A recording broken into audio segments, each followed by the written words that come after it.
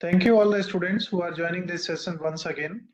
Today it is 4th January 2024 and we are studying Certificate in Yoga vocational course, and it is Unit 1, and it's this class is third class, so this is part 3. Here we will study the subtopics which comes under Introduction to Yoga. और इससे पहले कि हम इसे पढ़ें, अगर आपको लगता है कि पिछला कुछ रिकैप करना चाहिए तो रिकैप करके आगे बढ़ें, या यहाँ से डायरेक्टली आगे में बढ़ना चाहिए? Just want to know your opinions, the participants who are joining this. Sir यहीं से बढ़ना चाहिए। Okay, thank you Anshu. यहाँ से मैं आगे बढ़ता हूँ। देखिए, फर्स्ट हमारी क्लास ये है, यहाँ पे हमने पिछली छोड़ी थी कि योगा का सोशल डेवलपमेंट में क्या योगदान है, why yoga is important in Indian society. देखिए, क्वेश्चन ही छोटा है, इंडियन सोसाइटी में योगा की आवश्यकता क्यों है। सही बात तो ये कि पूरी दुनिया में ही इंडियन के अलावा पूरी दुनिया में योगा की आवश्यकता है, और इसी को ध्यान में रखते हुए पूरी दुनिया ने योगा दिवस को भी अपना लिया है। जो हमारा यूएनओ है, यूनाइटेड नेशंस, उसने एक दिन को योगा दिवस के रूप में मनाया जाता है, और आप सभी को मालूम है, और जिन्हें मालूम है वो अपनी चैट विंडो में लिख के भेजेंगे योगा दिवस कब मनाया जाता है। और योगा दिवस कई लोगों को मालूम होगा कि 21 जून को ही मनाया जाता है। कोई आप में से ये बता पाए कि 21 जून को ही क्यों मनाया जाता है? कोई बताएगा? इतनी गर्मी होती है, इतना वो होता है, कोई अच्छा दिवस रख लेते बढ़िया सा, ऐसा क्यों होता है? यस जानव, कोई बताना चाहेंगे? देखिए, 21 जून जो है वो सबसे बड़ा दिन होता है ना? Yes sir. एक रीजन मैन उसके पीछे ये है कि कुछ अलग रिकॉग्नाइज हो उसमें। दूसरा, आपको मालूम है कि यूएनओ में टोटल मेंबर्स कितने हैं? कोई बताएगा? कितने कंट्रीज यूएनओ को मेंबर हैं? देखिए, मैं सही बात करूं, आप लोग जो है ना ग्रेजुएट होने जा रहे हैं, आपको अपनी इस एकेडमिक स्टडी के अलावा बहुत स्टडी करने की जरूरत है, और आपके लाइफ में सक्सेस होने के लिए एकेडमिक स्टडी तो कम काम आएगी, अदर स्टडीज बहुत ज्यादा काम आएंगी। उनमें ये जीके, करंट अफेयर्स और दीक्षा गुड इवनिंग और ये सब चीजें बहुत इंपॉर्टेंट हैं। मैं आपको बता दूं कि जैसे मैंने क्वेश्चन किया यूएनओ में कितने कंट्रीज हैं, तो प्रतीक ने आंसर दिया 193, अनुज ने दिया 177, और मैं 100% जानता हूं कि आप में से कोई भी ये नहीं बता पाएगा कि दुनिया में टोटल देश कितने हैं। गौरी बता रही है 193। दुनिया में कितने देश हैं किसी को मालूम है? किसी को भी नहीं पता होगा, और इसका एग्जैक्ट आंसर कोई दे ही नहीं पाएगा। सही बात ये है। 193 कंट्रीज वो हैं जिन्हें यूएनओ की मेंबरशिप मिली हुई है। बहुत सारे देश ऐसे हैं जिन्हें कुछ देश देश मानते हैं, कुछ देश दूसरे देश ही नहीं मानते हैं। तो इस तरीके से उनमें 198 नहीं है, 207 तक भी हैं। आप अगर देखेंगे आगे पढ़ेंगे तो इन सब चीजों को आप पढ़िए इंटरेस्ट के तौर पे, इसलिए नहीं कि आपको उससे कोई कमाना खाना है, कुछ करना है। मैं आगे बढ़ता हूँ, नहीं तो कोर्स कंप्लीट नहीं हो पाता। तो why yoga is important in Indian society. तो देखिए, एक तो माइक्रोफोन ऑफ कर लीजिए जिनके ऑन है, मैं सभी को म्यूट करता हूँ। तो मैं यहाँ से आगे बढ़ता हूँ। Why yoga is important in Indian society. Indian society world की एक ऐसी सोसाइटी है जिसमें जितने ज्यादा डाइवर्सिटीज हैं, इतने दुनिया में कहीं भी नहीं है ना? दुनिया की किसी भी कंट्री में इतनी विविधताएं नहीं है जितनी विविधताएं हिंदुस्तान में है, चाहे वो जियोग्राफिकल हो, चाहे कल्चरल हो, चाहे सोशल हो, या थियोलॉजिकल हो, कोई भी हो, वो उतनी किसी दुनिया में नहीं है। तो इतनी विविधताओं में इतने विभिन्नता वाले लोग आपस में रहते हैं, तो उनमें आपस में तालमेल बनाने के लिए बहुत जरूरी है कि वो लोग पूरी तरीके से स्वस्थ हों, उनका पूरा कंप्लीट डेवलपमेंट हुआ, वो पूरी तरीके से विकसित हो। और पूरे विकास के लिए क्या चीजें चाहिए? Unity of mind, body and spirit, मानसिक, शारीरिक और आत्मिक, तीनों तरीके से आप स्वस्थ हों, तभी आप एक बेहतर कैंडिडेट होंगे और एक बेहतर नागरिक बन पाएंगे। और उसको बनने के लिए आपको क्या चाहिए? योगा।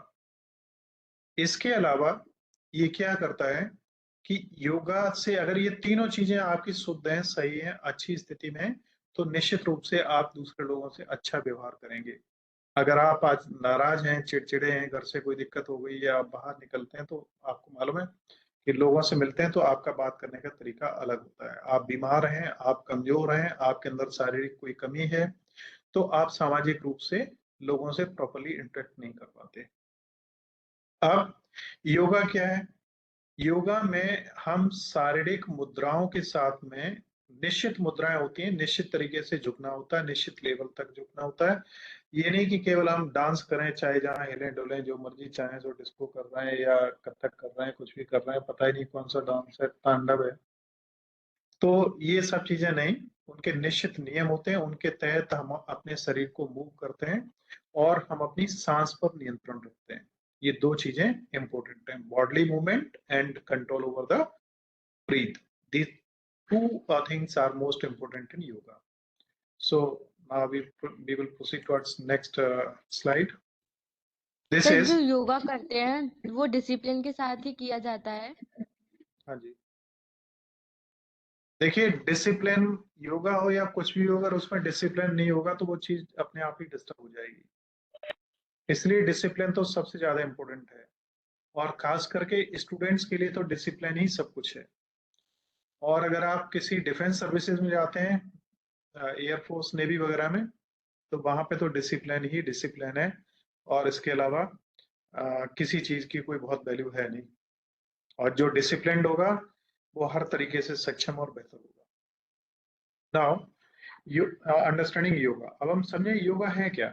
देखिए तीन चीजें हमारी, बॉडी, माइंड एंड स्पिरिट। इन तीनों के सम्मिलन से कौन बना है? आप। आप इन तीनों के संगठन से बने। तो आप आत्मिक रूप से, मानसिक रूप से स्वस्थ हो, दिमाग का आपका जो है शांत और स्थिर हो, और बॉडी भी आपकी सुडौल हो, और कोई उसमें प्राकृतिक या मानवीय या किसी भी तरीके की कोई कमी ना हो। प्राकृतिक होते हैं, बॉर्न डेफिशिएंसीज होती हैं, और मानवीय जब हम पैदा हुए उसके बाद में हमारे अंदर पैदा हुई बीमारियां, ऐसी भी चीजें हो सकती है। There are various parts of yoga. Yoga के कई तरीके हैं। योगा बहुत तरीके का होता है, लेकिन इनमें सबसे ज्यादा जो प्रचलित तरीका है वो ये हठ योगा है ना। आप अपनी स्क्रीन पे देख पा रहे हैं इसका। हठ योगा में दो चीजों पे सबसे ज्यादा ध्यान दिया जाता है, एक आसन और दूसरा प्राणायाम। आसन आप जानते हैं, तमाम तरीके के आसन हैं, और प्राणायाम में क्या है? प्राण प्लस आयाम। और प्राण आयाम का मतलब है सांस से, सीधा सांस से, कि कब आपको सांस लेनी है, कितनी गहरी लेनी है, कितनी देर रोकनी है, और कैसे छोड़नी है। ये प्राणायाम के अंतर्गत आते हैं सब।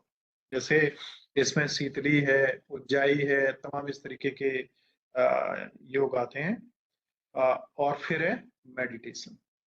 मेडिटेशन में क्या होता है कि आपको कुछ भी नहीं करना होता है, ना योग करना होता है, ना आसन करने होते हैं।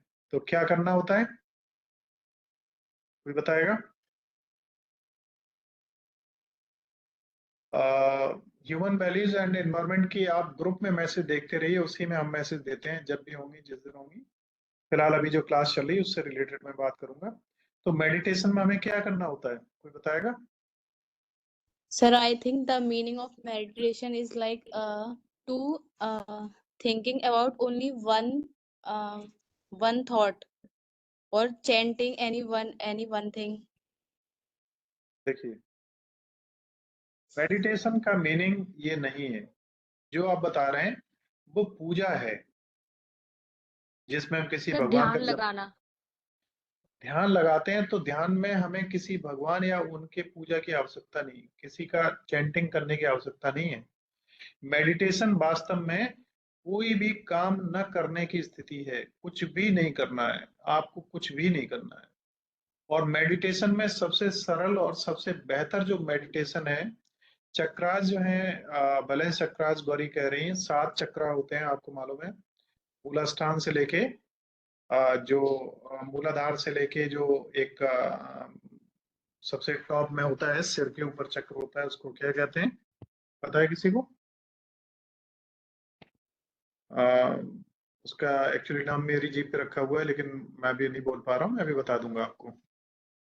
तो फिलहाल यहाँ पे मैं बात करूं मेडिटेशन, तो मेडिटेशन में आपको सबसे ज्यादा जो प्रचलित मेडिटेशन, जिसे मैंने भी लाइफ में बहुत एक्सपीरियंसेस में, सैकड़ों एक्सपीरियंसेस के बाद मैंने पाया है, वो है जो महात्मा बुद्ध ने डेवलप किया था, मतलब ध्यान की विधि, जिसको विपस्सना कहते हैं। तो विपस्सना अल्टीमेट चीज है। और आप जितने लोग आज ज्वाइन किए हुए हैं, जितने भी लोग ज्वाइन किए हुए हैं, आप सभी से मैं एक रिक्वेस्ट करूंगा, धर्म पंथ और ये जाति भेदभाव इन सब को छोड़ के जहां भी आपको अच्छी चीज मिले उसे आप हमेशा स्वीकार करना, चाहे वो किसी से भी मिले। तो मैंने बहुत विधियां देखी हैं, बहुत तरीके देखे हैं, मैंने मोमडन्स से लेके, हिंदू से लेके, क्रिश्चियनिटी से लेके, यहूदियों से लेके, सभी में देखा, बहुत जगहों पर रहा हूं मैं। उसके बाद अल्टीमेट जो चीज मिली वो विपස්සना में मिली। विपස්සना में क्या करना होता है, आप सीधे बैठ जाएंगे, आपकी रीढ़ की हड्डी सीधी होनी चाहिए, और थोड़ी सी ऊपर की ओर उठी हुई होनी चाहिए, खिंची हुई थोड़ी सी, और एक हाथ दूसरे हाथ के ऊपर, और आप आराम से बैठ जाइए। एक तो होता है वज्रासन, जिसमें पैर पीछे करके पैरों के ऊपर बैठते हैं। दूसरा होता है जिसमें आप आराम से पलथी मार के बैठते हैं। जैसे बैठना चाहे वैसे बैठ जाएं, लाइटें ऑफ हों, और आपको कुछ भी नहीं करना है। स्टार्टिंग में 3 4 5 बार गहरी सांस लें और उसे छोड़ें धीरे धीरे, फिर गहरी सांस लें और उसे छोड़ें, फिर आप सांस लेना छोड़ना जैसे इच्छा करे, मन करे, वैसे उस पर आप छोड़ दें सांस। अब आपको सबसे पहले सांस पे ध्यान करना है, सांस आ रही है, सांस जा रही है, केवल इसको देखना है। और नाक से आपको फील करना है कि सांस नाक से अंदर जा रही है, बाहर जा रही है। योगेश बिल्कुल इसको आनापान कहते हैं। इसमें जो विपස්සना टेक्निक है उसमें इसको आनापान कहते हैं। इसमें सांस लेते हैं तो उसे आना कहते हैं, निकालते हैं तो पान कहते हैं, पाना, आना पाना। तो इस तरीके से आपको सांस पे ध्यान देना है। धीरे धीरे फिर आपको क्या करना है, अपने सिर के बिल्कुल मिड जो पोर्शन होता है, जहाँ बच्चे का दिमाग बचपन में धड़क रहा होता है, और उसकी धड़कन को आप मतलब जो ब्लड का प्रेशर है उसको फील कर सकते हैं, उस जगह पे मूल बिंदु होता है। वहां से बॉडी को ऑब्जर्व करना शुरू करते हैं और पैर की उंगलियों तक ऑब्जर्व करते हुए आते हैं। इस तरीके से आप उसमें चलते हैं। तो विपसना आप करके देखिए थोड़ा सा, आपको उसमें अच्छा लगेगा। तो देखिए, मेडिटेशन का ऑब्जेक्ट क्या है, योगा मेडिटेशन और इसका प्राणायाम वगैरह का, flexibility, strength, balance, while promoting relaxation and stress reduction। आपके शरीर में लचीलापन आता है, शक्ति आती है, आपका शरीर बैलेंस होता है, और शरीर में जो स्ट्रेस होता है वो दूर होता है। रिलैक्स हो नेक्स्ट। जाता है बिल्कुल। हाँ जी। अगला देखिए, अंडरस्टैंडिंग योगा। योगा को समझने के लिए फिर आप देखिए, beyond the physical aspect yoga also includes ethical principle, yama and niyama. केवल शरीर तक योगा का वो नहीं है कि केवल शारीरिक स्थिति को बेहतर बनाने के लिए ही योगा का योगदान हो। इसमें हमारे यम और नियम, ये योगा के 2 पार्ट हैं। ये गाइडिंग प्रैक्टिक वो गाइडलाइंसेस हैं योगा की, जिसके अंतर्गत ये आते हैं। इससे मनुष्य का होलिस्टिक डेवलपमेंट होता है, संपूर्ण विकास होता है। और यम वो हैं जो हमें करने हैं, और यम वो हैं जो हमें नहीं करने, और नियम वो जो हैं जिन्हें हमें करना है। इससे क्या होता है, फिजिकल, मेंटल और स्पिरिचुअल, तीनों तरीके से हम लोग डेवलप हो पाते हैं, है ना। आगे बढ़ता हूँ। नेक्स्ट इसमें आप देख रहे हैं कि योगा क्या है। अंडरस्टैंडिंग योगा, योगा को हम समझें कि योगा है क्या। Yoga is an ancient art that connects the mind and body. अब योगा क्या है? एक बहुत पुरातन विज्ञान है जो हमारे दिमाग और शरीर को आपस में जोड़ता है। अब क्या हमारा दिमाग और शरीर अलग है? आप लोग बताएंगे कोई? मन और शरीर हमारा दोनों अलग है बिल्कुल। नो हमारा सर, जो मन, दिमाग है वो बॉडी को ट्रीट करता है। यस, और दिमाग में ही विचार पैदा होते हैं। और ये कहा जाता है स्वस्थ व्यक्ति में ही स्वस्थ दिमाग निवास करता है और स्वस्थ दिमाग ही स्वस्थ विचार पैदा करता है। तो हमें बॉडी को रिलैक्स करने के लिए चाहिए क्या? ध्यान करने के लिए मानसिक रूप से अगर स्वस्थ होना है तो ध्यान करना पड़ेगा, और शारीरिक रूप से स्वस्थ होना है तो योगा करना पड़ेगा। योगा और ध्यान दोनों के द्वारा हम अपना शारीरिक, मानसिक और आध्यात्मिक पूरा विकास कर सकते हैं। ठीक, आगे बढ़ता हूँ। यम और नियम, इनके बारे में आप थोड़ा सा जान लीजिए। Philosophy of yoga and its relation to individual and social upliftment topic को अभी तक हम लेके चल रहे हैं। तो यहाँ पे यम और नियम क्या है? व्हाट इज यम एंड नियम, इन्हें समझ के चलिए। योगा आपने समझ लिया और प्राणायाम आपने समझ लिए। अब simply put, the yamas are the things not to do. अभी मैंने आपको बताया था कि यम्स वो हैं जो हमें नहीं करने हैं या जिन पे हमें प्रतिबंध लगाना है। आई एम सॉरी, शायद इससे पहले मैं आपको उल्टी डेफिनेशन दे गया। while the नियम्स are things to do observance. और सॉरी, मेरे रिकॉल नहीं कर पा रहा हूँ, शायद यही था। तो यम्स वो हैं जो हमें नहीं करने हैं और नियम वो हैं जो हमें करने हैं।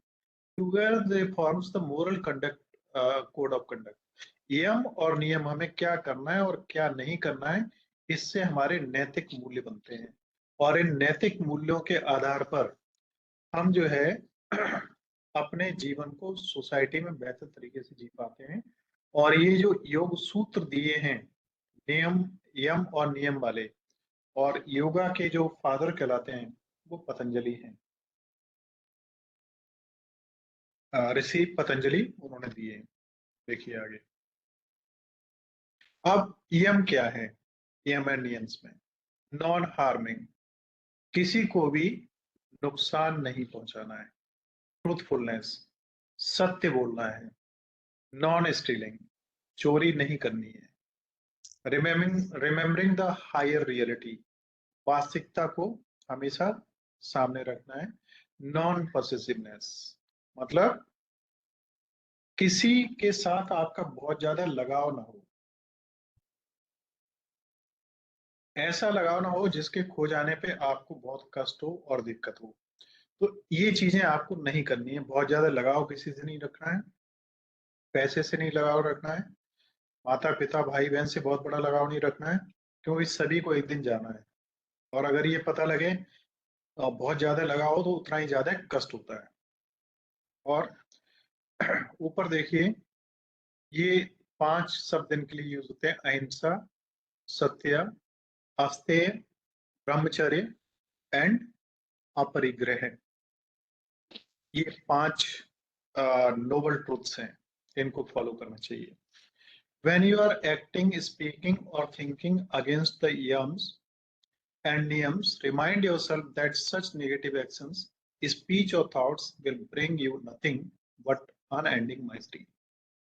किसी के बारे में आप गलत बोलते हैं, गलत सोचते हैं, गलत करते हैं, या किसी के लिए कुछ भी गलत विचार अपने दिमाग में लाते हैं, तो इससे आप ध्यान रखिए, आप चाहे उसका गलत न कर पाए, लेकिन निश्चित रूप से आप अपने के लिए बड़ी दयनीय स्थिति पैदा कर रहे हैं। ये आपके लिए निश्चित रूप से खराब होंगे। अब नियम क्या है? तो देखिए, As these are gently loving practices over time, they gradually evolve into great vows for living. ये नियम अगर इन्हें आप फॉलो कर लेंगे तो आपकी लाइफ बहुत बेहतर हो जाएगी। इससे आपके शरीर और मन प्योर हो जाएगा, आपको बड़ा आत्मसंतोष मिलेगा, आप अपनी जो इंद्रियां हैं उनको बेहतर तरीके से ट्रेन कर पाएंगे, आपकी अंतरात्मा का पूरी तरीके से विकास होगा, आंतरिक शक्तियां विकसित होंगी और आप अध्यात्म को प्राप्त कर सकेंगे। इनके लिए भी देखिए यहाँ पे ये शब्द यूज हुए, स्वच्छ मतलब वही प्योरिटी, संतोष, कल्टिवेटिंग एटीट्यूड ऑफ कंटेनमेंट, संतोष का मतलब आप जानते ही हैं, आप जो भी मिल गया उसी में संतोष करें। घर में, संतुष्टि। हाँ जी, घर में 10 लोग हैं, भोजन कम है या पिज्जा आया, कोई ऐसी चीज आई जो आपको सबसे ज्यादा पसंद है और अनफॉर्चुनेटली आपको सबसे कम मिल पाई, आप लड़ने लगे, रोएं, चिल्लाएं और इतना तमाशा तब तक फैलाएं जब तक कि वो दोबारा ना आ जाए। तो ऐसा नहीं होना चाहिए, है ना। तो जितना मिल जाए उसमें संतोष करें। नेक्स्ट है तप। तप, हर चीज का तप होता है। तप का मतलब ये नहीं पहाड़ों में जाके खड़े हो जाना। किसी भी चीज के लिए आज आप पढ़ रहे हैं, अभी इस समय मेहनत कर रहे हैं, ये भी एक तप का ही पार्ट मान सकते हैं आप। और स्वाध्याय मतलब अपने बारे में खुद का अध्ययन करना। यही एक सबसे बड़ी दिक्कत है, हम दुनिया को तो जानते हैं बट अपने आप को नहीं जानते, और जो अपने आप को नहीं जानता है उसे लास्ट में कुछ भी नहीं मिलता। दुनिया की ऐसी कोई चीज नहीं है जिसे कोई अपने साथ ले जा सके, और केवल वो अपनी इनर वैल्यूज हैं, अगर उसे उसने विकसित कर लिया तो वही चीजें उसके साथ जाने वाली हैं। और परिनिधान, परिनिधान लेटिंग गो इनटू स्पिरिचुअल सोर्सेस। तो आपका Yes, परिनिधान कब होता है? जब आप पूरी तरीके से अपने आप को विकसित होकर मोक्ष को प्राप्त करते हैं। ठीक, आगे बढ़ो। yes, sir. Okay, so now yama and niyama. ये देखिए, ये चक्र होते हैं और 7 चक्र आपको दिखाई देंगे। जितना आपका एनर्जी का लेवल ऊपर उठता है उतना ही आप एक मतलब परमात्मा की ओर बढ़ने लगते हैं, उस स्पिरिचुअल पावर की तरफ बढ़ने लगते हैं जो इटर्नल पावर है। तो इसको ब्रह्मरंध्र बोलते हैं, सबसे ऊपर जो होता है। अब यम और नियम में, और ये जो चक्र है ना, इनका स्पेशलाइजेशन, इनको जागृत करने का तरीका कई विधियां हैं। उनमें से एक कुंडलिनी जागरण है। आप लोगों ने नाम सुना है किसी ने? कुंडलिनी जागरण। ये माना जाता है कि ये सारी शक्तियां हमारी नाभि से करीब 4 इंच नीचे, हमारे जो जननांग होते हैं उनसे ऊपर, ये सारी शक्तियां सुसुप्तावस्था में बॉडी में रहती हैं। और ये एक सांप की तरीके से, जैसे सांप नहीं कुंडलिनी मार के गोला बना के बैठ जाता है, उसी तरीके से हमारी शरीर में ये शक्तियां यहाँ पे होती हैं, और इन्हें हमें जागृत करके हम इन शक्तियों का प्रयोग करते हैं। अब अगर इन शक्तियों को नेगेटिव पावर्स में हम लगाते हैं तो हमारी नेगेटिव की नेगेटिविटी की तरफ एनर्जी फ्लो होने लगती है। जैसे अगर अर्ली एज में कोई सेक्सुअल इंटरकोर्सेज में उतर जाए तो उसका एनर्जी का फ्लो डाउन हो जाएगा, और फिर लाइफ में वो बहुत कुछ अचीव भी करना चाहे तो वो नहीं कर पाएगा, कभी नहीं कर पाएगा। और एनर्जी, सेक्स एनर्जी ही एक सबसे बड़ी वो एनर्जी है जो आदमी को नेक्स्ट जनरेशन तक तैयार करने की क्षमता रखती है। और इस एनर्जी का अगर सदुपयोग हुआ तो आपके सारे गुण, अच्छे गुण विकसित होते हैं, और दुरुपयोग हुआ तो सारी जितनी बुरी आते हैं वो आपके अंदर अपने आप एक एक करके आती जाती है। अब यम में 5 सोशल एथिकल्स क्या है?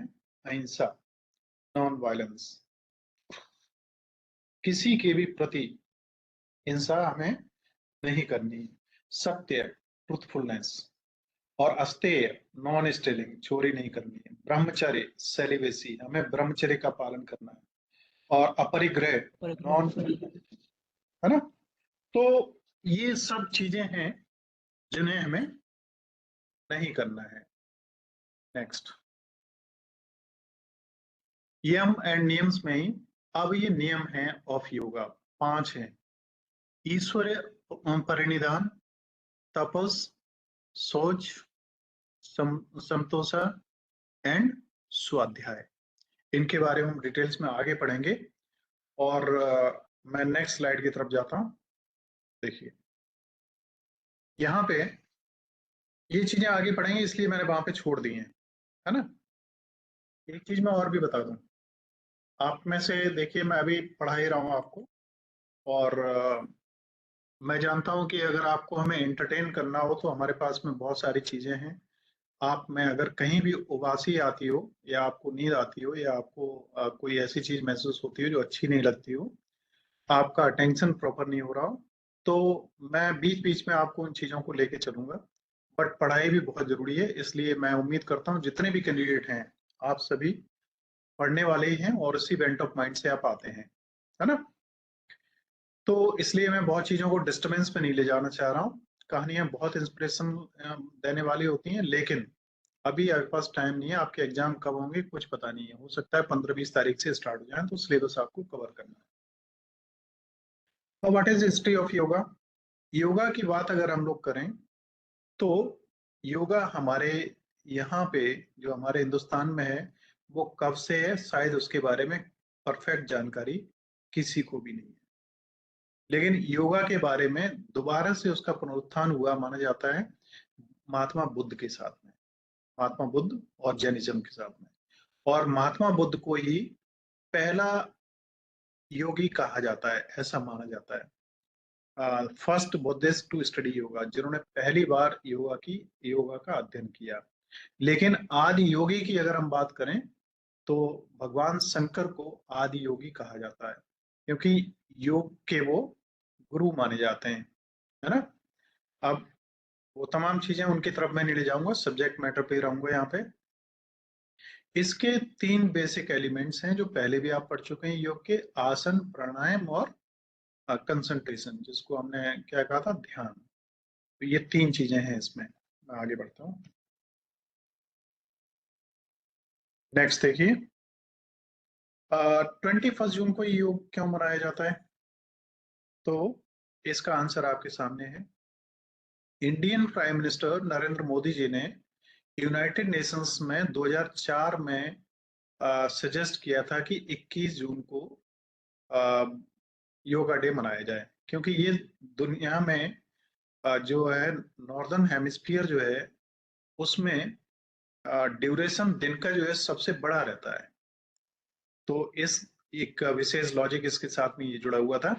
और यहाँ पे आप देख पा रहे हैं 175 मेंबर्स जो थे 193 में से, कितने मेंबर हैं अभी यूएनओ में? 193।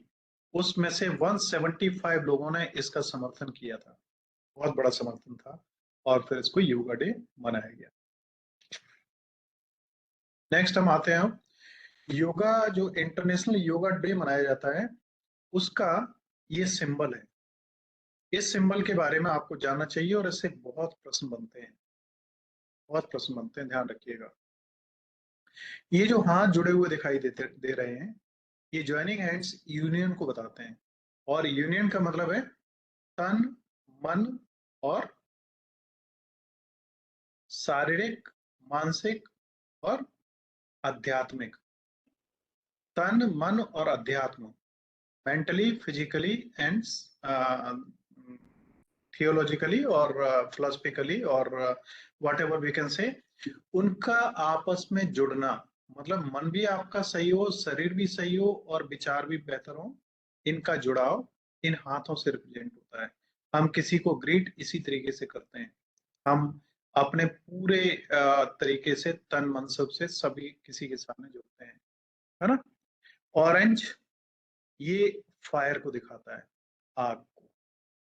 और हम आप सभी को मालूम है पंच तत्व से हमारा शरीर बना हुआ है। उसमें आग उसका एक पार्ट है। इधर ये दुनिया का नक्शा है और एक नक्शा एक गोले के रूप में, ग्लोब के रूप में प्रदर्शित किया गया है इसके अंदर, जो दिखाता है कि पूरी दुनिया में जो भी लोग हैं वो हम कुल मिला के सब एक हैं, वसुधैव कुटुंबकम। ग्रीन लीव्स दिखाते हैं प्रकृति को, कि ये हमारी प्रकृति और ये पृथ्वी और मानव दोनों के हित एक दूसरे से जुड़े हुए हैं। ब्राउन लीव्स दिखाते हैं अर्थ को, पृथ्वी को। पृथ्वी पे लीव्स हैं और लीव्स की वजह से लाइफ है, ये आप जानते हैं सभी अच्छी तरीके से। और blue human art, water in body. तो आप देखिए कितने तरीके से इसे एक्सप्लेन कर सकते हैं, बहुत तरीके हो सकते हैं। बॉडी में सबसे ज्यादा मात्रा किसकी होती है? पानी की। वाटर की। हाँ, ब्लू एरिया सबसे ज्यादा है। दूसरा, हमारी एनर्जी चारों तरफ है, पूरे ब्रह्मांड में है, पूरे शरीर में है और सब जगह है। दूसरा पार्ट उसका शो हो रहा है।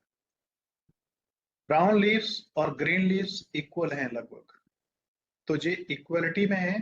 तो हमारी पृथ्वी और पृथ्वी पे जीवन लगभग बराबर है। जहां पृथ्वी है वहां पे कोई ना कोई किसी स्थिति में जीवन है और दूसरे ग्रहों पे नहीं है। पृथ्वी के ऐसे बहुत सारे जगह हैं जहां पे अगर आदमी नहीं है तो वहां पे जीव जंतु हैं, कुछ ना कुछ है।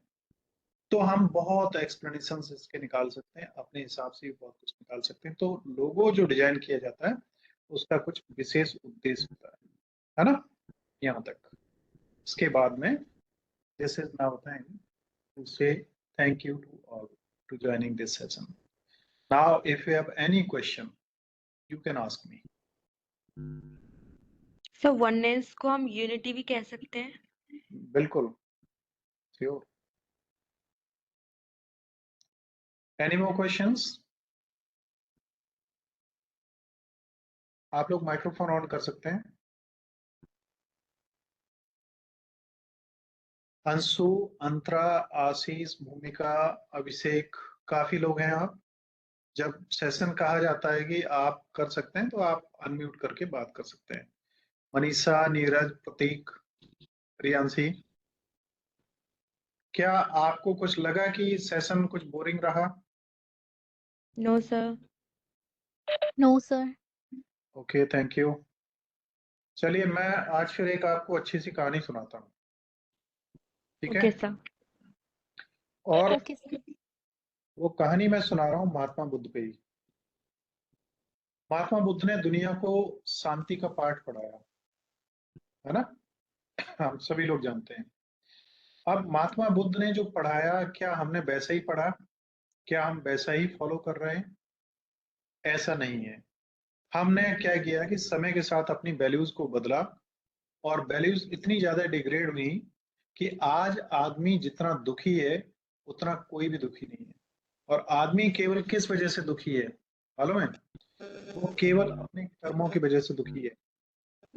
उसने अपनी आवश्यकताएं इतनी ज्यादा बढ़ा ली हैं जो कभी पूरी इच्छाएं। इच्छाएं इच्छाएं बढ़ी हैं और आवश्यकताएं बढ़ी हैं और उसकी वजह से वो दुखी है। और जिसकी इच्छाएं एक बार बढ़ गई वो कभी लिमिट में नहीं आती। एक कार पहले आपने मारुति 800 ले ली, अब आपको लिमोजिन तक दिखाई देती है और लिमोजिन तक जब पहुंचेंगे तो कोई नई गाड़ी और आ जाएगी। तो इच्छाओं को अगर आपने नियंत्रित कर लिया तो आप हर तरीके से आ, अपने आप में संतुष्ट होंगे। अब यहाँ पे मेरे दिमाग में दो कहानियां आ रही। क्या मैं इच्छा पे सुनाऊं या महात्मा बुद्ध पे सुनाऊं? महात्मा बुद्ध। चलिए, महात्मा बुद्ध की इच्छाओं पे सुनाता हूँ। Yes, sir. महात्मा बुद्ध जी के बारे में एक बड़ी प्रचलित बात है कि वो क्या करते थे कि जब वो निकलते थे भिक्षा दान के लिए, मांगने के लिए, तो उनका ऐसा होता था, उनके कुछ प्रण हुआ करते थे। देखो, आप भी अगर प्रण करके कुछ आगे बढ़ोगे तो लाइफ में बहुत सक्सेस होगे, और अगर प्रण नहीं किया तो कुछ कर नहीं पाएंगे। और प्रण किया तो उसके लिए डेडिकेशन भी होना चाहिए, और डेडिकेशन होगा पूरा तो कोई भी ऐसी लाइफ में चीज नहीं जिसे आप अचीव ना कर सकें। महात्मा बुद्ध बनने से पहले वो सिद्धार्थ थे, और बुद्ध बनने के लिए उन्होंने क्या कुछ नहीं किया। आपको मालूम है? आपने शायद नहीं पढ़ा हो।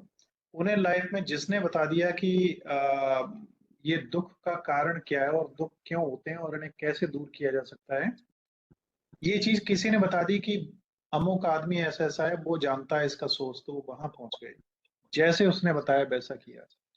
और लास्ट में एक संत उन्हें ऐसे मिले जिन्होंने ये कहा कि तुम्हें जो इस रहस्य की जानकारी प्राप्त करनी है तो वो तब मिल पाएगी, तुम क्या करो कि जितना खाना खाते हो उसका आधा रोज करते जाओ।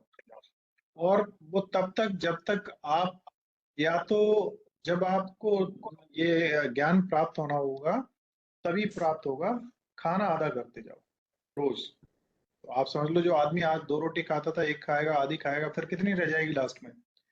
तो लास्ट में चावल का एक दाना लेते थे वो केवल। इतने कमजोर हो गए, इतने कमजोर हो गए कि जहां वो ध्यान करते थे वहां पे बीच में एक नदी पड़ती थी जिसका नाम निरंजना नदी था, जिसको जब वो पार कर रहे थे तो पार कर नहीं पाए। उसमें पानी बहुत ज्यादा नहीं था, केवल घुटनों तक भी उससे थोड़ा बहुत कम ज्यादा पानी होगा।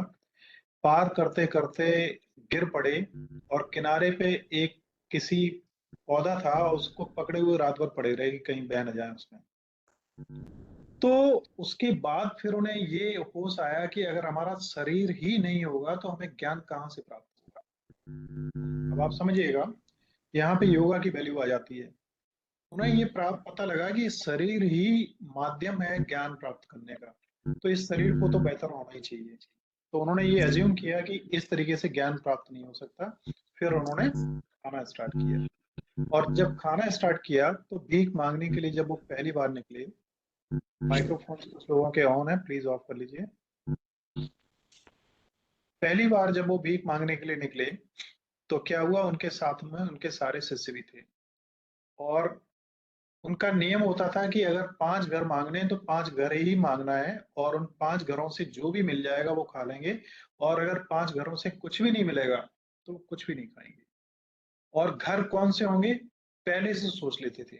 जैसे वो अगर गाय, घर के सामने गाय खड़ी होगी तो उस घर से मांगा जाएगा, अदरवाइज नहीं मांगेंगे। ऐसा नहीं है आज की जो एक भिखारी आता है झाड़ू सा लगाता जाता है ट्रेन में या आपके मोहल्ले में, सब घरों से ऐसा नहीं करते थे वो। इसी को ही क्या कहते हैं, दृढ़ विश्वास और समर्पण। आपके उद्देश्य की प्राप्ति के लिए ये सब चीजें बहुत जरूरी है। नहीं मिला तो भूखे रह गए, ठीक है। तो क्या हुआ, जब वो भिक्षा मांगने जा रहे थे तो रास्ते में उनके पात्र में जो कटोरा जैसा उनके हाथ में था, बाई चांस क्या हुआ, आसमान में उड़ती हुई एक चील जा रही थी, उसके पंजे में मांस का टुकड़ा था। आप जानते हैं चील का सबसे स्वादिष्ट भोजन क्या है?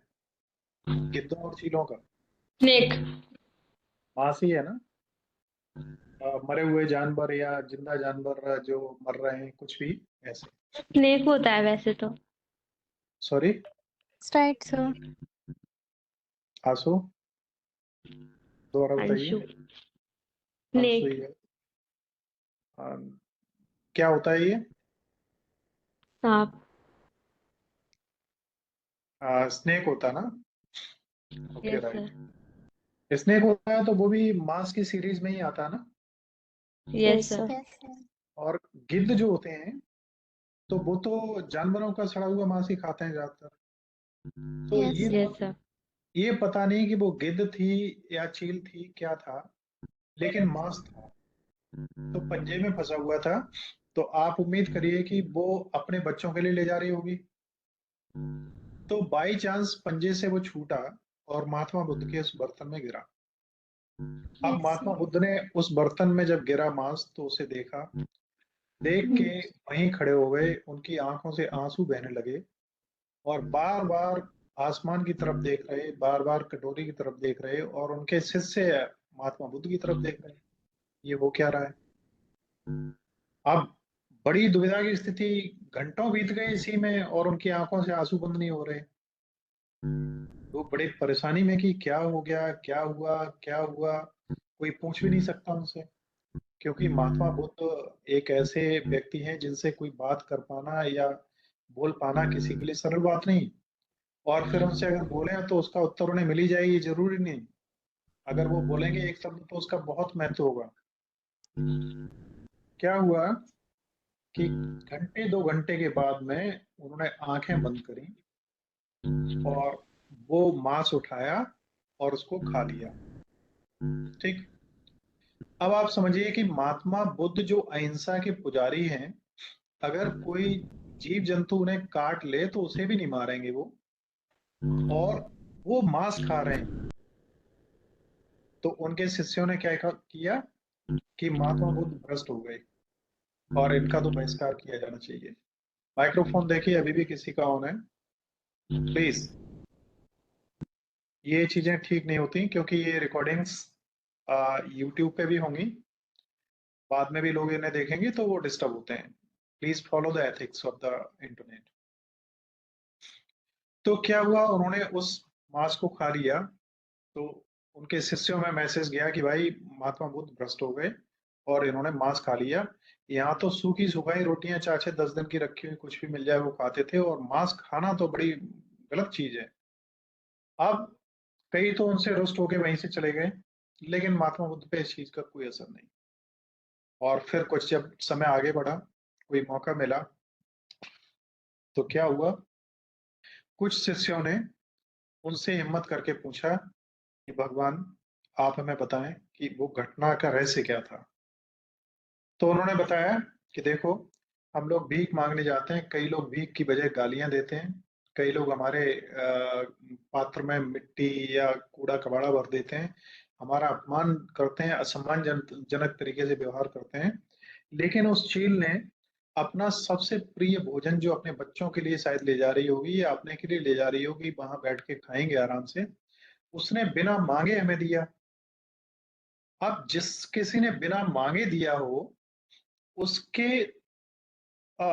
इस जो देने की इच्छा है, समर्पण है, उसका अनादर कैसे किया जाए। और मुझे दुख इस बात का, मेरे आंखों में आंसू इसलिए नहीं आ रहे थे कि मैं मांस खाने जा रहा हूँ, मेरी आंखों में आंसू इसलिए थे कि उसने मेरे ऊपर कितनी करुणा की, बिना मांगे दिया। और अब उसे भूखा रहना पड़ सकता है, उसके बच्चों को भूखा रहना पड़ सकता है, और मैं इसे अब क्या करूं। मैं नहीं खाऊंगा तो ये उसका अपमान होगा, और खाऊंगा तो मेरे को खुद को कष्ट है कि उसके बच्चे हो सकता है भूखे रह जाएं। ये कष्ट नहीं कि मैं मांस खाऊंगा, उससे कोई फर्क नहीं पड़ता।